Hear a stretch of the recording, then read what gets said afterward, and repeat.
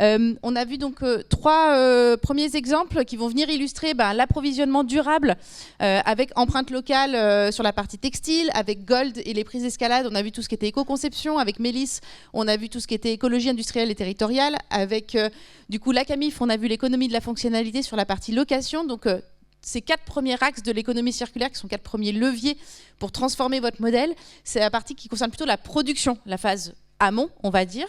Et maintenant, on passe dans l'autre phase, la phase plutôt de la consommation responsable. La consommation, c'est le fait d'acheter à la CAMIF plutôt que d'acheter sur Amazon. L'allongement de la durée de vie et le recyclage. Et donc, du coup, je vais inviter Thomas Fluzin de Citeo à me rejoindre pour les nouveaux défis de la filière emballage.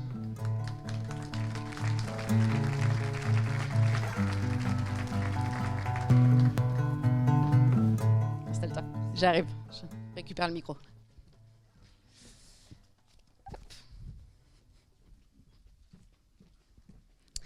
Bonjour Thomas. Merci, bonjour à toutes et tous. Bienvenue. Citeo, premier éco-organisme à être créé en France. On voulait donner la parole du coup à un éco-organisme parce qu'ils font partie des organismes structurants dans l'économie circulaire et dans l'organisation ce qu'on appelle des filières REP en France. Est-ce que déjà tu peux nous dire un petit peu ce qu'est un éco-organisme et comment il fonctionne pour qu'on comprenne que ça pose un petit peu le cadre? Oui, alors un éco-organisme, déjà c'est une entreprise qui met en fait autour de la table les acteurs d'une même filière, grosso modo. Des acteurs qui en fait ont une obligation, c'est d'assurer la fin de vie en fait de leurs produits, de leurs matières. Et donc le job de l'éco-organisme, ça va être effectivement de mettre tout ça en mouvement et de créer des boucles d'économie circulaire pour limiter l'impact environnemental de ces produits. Citeo, effectivement, tu l'as dit, était le tout premier éco-organisme. Alors on parlait de temps long tout à l'heure. Citeo, à la base, ça s'appelait Éco-emballage et ça a 30 ans. C'était 92. Tu l'as dit, l'économie circulaire, c'est pas que du recyclage. À l'époque, c'était que du recyclage. On parlait pas d'économie vraiment circulaire à l'époque. C'était très innovant comme modèle. Ça a été créé par les acteurs de la filière, justement. Alors pas la filière emballage, mais les entreprises qui mettaient sur le marché des produits emballés et qui avaient à l'époque une obligation légale qui arrivait. On parlait aussi tout à l'heure d'anticiper, de ne pas attendre. Il y avait une réglementation qui arrivait, qui demandait à ce que ces industriels, ces entreprises assument la fin de vie de leur emballage. À l'époque, ça partait dans la nature, le consommateur était tout seul face à ses déchets. Et c'est né d'une innovation, en fait. Ces entreprises, à l'époque, ont souhaité prendre la main. Elles n'ont pas souhaité attendre que l'État leur impose quelque chose ou qu'il y ait une taxe qui leur tombe sur le coin du nez. Ils ont pris la main et donc ils se sont mis justement autour de cette table et ils ont confié à Éco-emballage à l'époque cette responsabilité-là en mettant en fait au pot commun. Puisque le job d'un éco-organisme, je précise, c'est une entreprise privée, mais qui a une mission d'intérêt général et à but non lucratif. Le but, c'est pas que cette entreprise fasse de l'argent, c'est simplement qu'elle anime en fait le réseau. Chaque entreprise met au pot commun, parce que tout ça coûte énormément d'argent. Et malheureusement, aujourd'hui, on ne peut pas faire les choses sans argent. Et pour créer une filière complète, c'est assez complexe. Et on le voit là avec les nouveaux éco-organismes qui arrivent. Il faut énormément d'argent et donc le job de Citeo en l'occurrence et des éco-organismes, c'est d'aller chercher cet argent-là et de mettre tout ce monde en mouvement, tout cet écosystème en mouvement. Donc effectivement, tout metteur sur le marché, comme on dit, d'emballage pour vous, mais de produits, d'articles de sport pour la filière ASL, va payer une taxe qui, du coup, va vous permettre, ou une contribution, qui va vous permettre de structurer, travailler la filière de la fin de vie. Ça fait le lien avec la loi AGEC, puisque avec la loi AGEC, il y a tout plein d'éco-organismes qui sont en train de se monter sur tout un tas de filières pour qu'on gère beaucoup mieux la fin de vie, l'allongement de la durée de vie des produits. Et donc, c'était intéressant en ça de comprendre le mode de fonctionnement. Alors, Tu l'as dit, le point de départ d'éco-emballage, c'était plutôt un focus recyclage. Donc c'est peut-être à cause de vous qu'on dit toujours que l'économie circulaire, c'est du recyclage en fait. Blague à part, c'est comprendre un peu comment ça s'est mis en place avant de comprendre de coup où vous en êtes aujourd'hui. Oui, alors, effectivement, à l'époque, c'était de se poser la question de qu'est-ce que deviennent effectivement les emballages. Alors, je ne sais pas, on peut faire aussi un petit sondage là. Qui dans la salle a moins de 30 ans? Ouais, je pensais qu'il y aurait un peu plus que ça en fait. Donc en fait, il y a 30 ans, il y avait pas de déchetterie. C'était plutôt au bout d'un chemin, un trou, et on venait mettre nos déchets dont on ne savait pas quoi faire, qui n'allaient pas dans les ordures ménagères, qui n'étaient pas pris forcément en charge par la collectivité. Donc il n'y avait rien qui existait. Et en fait, il y avait tout à faire il y a 30 ans, et donc les emballages n'étaient pas valorisés. Et à l'époque, ça explosait vraiment littéralement. Je ne vous refais pas tout l'historique, mais après-guerre, l'avènement de la société de consommation, l'arrivée des supermarchés importés des États-Unis. Donc on explose tous les emballages, des nouveaux modes de vie. On a moins de temps pour cuisiner. Les femmes commencent à travailler. C'était vraiment la réalité à l'époque. Et donc l'explosion de l'emballage à usage unique pour plus de praticité. Voilà. Et donc, il faut trouver des solutions. Et à l'époque, effectivement, on part sur le recyclage et on développe, et je disais tout à l'heure, il faut mettre les gens autour de la table. Il n'y a pas que la filière, il n'y a pas que les acteurs de la filière, il y a tout un écosystème. Et en l'occurrence, on s'appuie sur les collectivités locales qui sont opérateurs sur le terrain et qui collectent.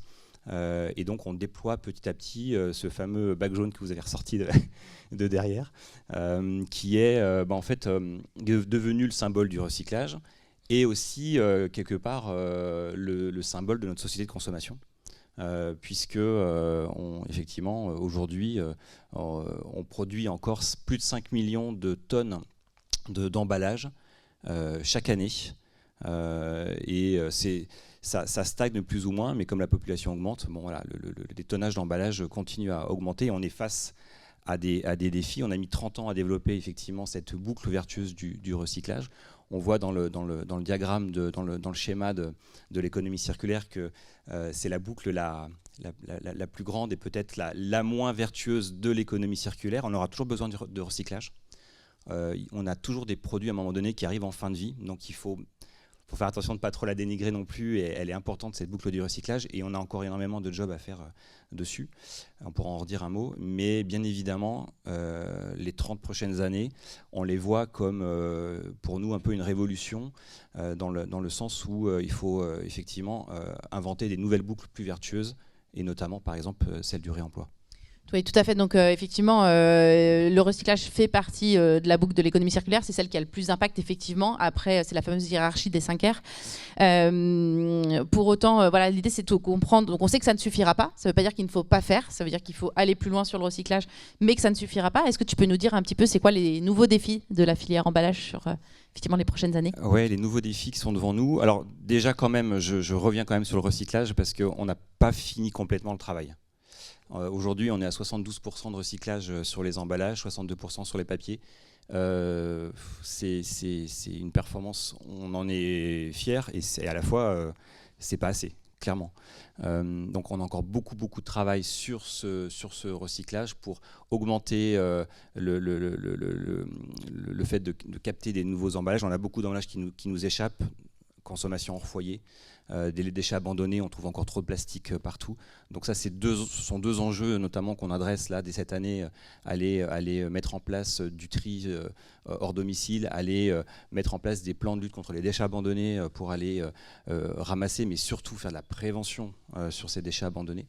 On a aussi encore quelques petits plastiques là qu'on voit en photo qui sont pas toujours bien recyclables. Il faut qu'on arrive sur des boucles 100% circulaires sur ces plastiques-là. On vient de lancer un appel à projet d'ici 2025. Tous les emballages plastiques auront une filière vraiment pérenne et seront vraiment complètement circulaires. Et puis il faut convaincre encore des habitants, parce qu'on a encore beaucoup d'habitants qui ne trient pas du tout. On a fait une analyse là récemment, on a regardé dans toutes les poubelles grises un peu partout en France, il reste plus de 50 kilos d'emballage par habitant dans les poubelles grises. Voilà. Sur combien de kilos par an En fait, c'est quasiment la moitié finalement, okay. parce qu'on a, on a beaucoup et notamment dans des quartiers d'habitat collectif et où il y a beaucoup de consommation d'emballage. Donc on a un gros défi d'aller encore convaincre les habitants et il y a beaucoup fait. Voilà, par exemple sur la bouteille, une bouteille de soda par exemple, on en capte un peu plus d'1 sur 2. Il y en a encore 1 sur 2 qui est mis dans le mauvais bac. Pourtant, on a le sentiment que c'est un geste qui est connu. Facile à ancrer. Ouais. Donc ça, c'est le recyclage. Mais bien évidemment, la priorité, et dans la hiérarchie des modes de traitement, c'est de réduire. Donc on accompagne tous nos clients sur de l'éco-conception, sur de l'allègement. Alors ça se voit pas forcément, mais les bouteilles ont perdu entre 30 et 50% de matière. On va travailler sur le juste emballage, définir ce qu'est le juste emballage. On va essayer vraiment de supprimer des emballages inutiles. Et ça, c'était dit tout à l'heure par notamment Emery, mais les grandes entreprises qu'on montre forcément du doigt parce qu'elles ont un impact très très important sur la pollution et sur l'environnement, mais elles ont vraiment pris le point et aujourd'hui elles ont vraiment à cœur d'essayer d'améliorer l'impact environnemental de leur emballage avec des contraintes qui sont très très très fortes, notamment sur la production du produit. Et aujourd'hui, il ne faut pas oublier qu'on a encore 20% de gaspillage alimentaire. On a des produits dans les poubelles qui ne sont pas ouverts, qui sont jetés et pas consommés, pas ouverts. Donc il faut que l'emballage aussi assure sa fonction de protection du produit. Donc il y a toujours cet équilibre entre l'ACV, sachant que le gros de l'impact en fait, environnemental d'un produit emballé, c'est le contenu. C'est toutes les étapes qui ont mené à produire ce produit. Donc si on a un emballage qui ne protège pas correctement, ça n'a plus d'intérêt. Donc ça, c'est réduire. Et puis les nouveaux défis, effectivement, j'en parlais tout à l'heure, c'est le réemploi. Il y aura des intervenants encore plus compétents que moi juste après, donc je ne vais pas trop... mais bien évidemment, allonger la durée de vie, donc trouver une boucle plus courte, plus vertueuse que le recyclage. Et je vous ai mis 2-3 exemples. Donc sur le verre, mais là on aura une illustration. Donc bien évidemment, on accompagne des projets de réemploi. Il y a des acteurs locaux qui font très bien le boulot, et donc ça sera illustré. Nous, notre force, je dirais, en tant qu'éco-organisme, c'est justement de faire ce passage à l'échelle, et que partout en France, on puisse avoir un dispositif harmonisé de contenants réemployables, consignés. On travaille par exemple sur des standards de matériaux. Là, je vous ai mis la photo de standards de bouteilles en verre qui pourront faire un certain nombre de boucles. On a aussi des emballages, on travaille sur de l'inox, on travaille même sur des emballages plastiques qui vont pouvoir être réemployés par exemple dans la restauration rapide. On soutient des initiatives, je vous ai mis la photo d'Ipli, je pense que vous connaissez, je suis venu avec.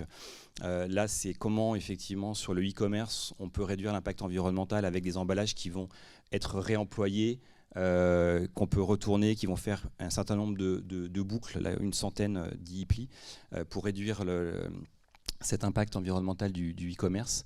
Et puis, je vous ai mis un petit test qu'on fait là avec la boîte à carton. Pareil, dans cette idée de réduire l'impact environnemental du e-commerce, avec ces cartons qui sont recyclés pour une partie, mais les cartons, ils pourraient avoir plusieurs vies. Et donc on s'interrogeait avec les collectivités. Emery parlait tout à l'heure de sprint créatif. Nous on aime bien aussi chez Citeo les sprints créatifs. Donc on en fait pas mal. On en a fait 2 à la demande de Grenoble et puis d'une collectivité à la frontière de l'Ain et de la Haute-Savoie, pour justement se demander comment on pouvait sauver des cartons du recyclage. Enfin, ça fait bizarre que je dise ça, mais et partant du principe que les consommateurs eux-mêmes, qui sont acheteurs, enfin e-acheteurs et e-vendeurs, on garde tous un carton sous le lit ou dans un placard, on n'a pas tous de la place, mais avoir des lieux comme ça un peu partout, on pourrait ramener son carton, si on estime qu'il a encore de la valeur, enfin en tout cas une seconde vie, et puis que moi en tant que e-acheteur, je puisse venir dans ce lieu-là récupérer un carton si j'en ai besoin. Voilà. Merci beaucoup Thomas. On peut applaudir Thomas.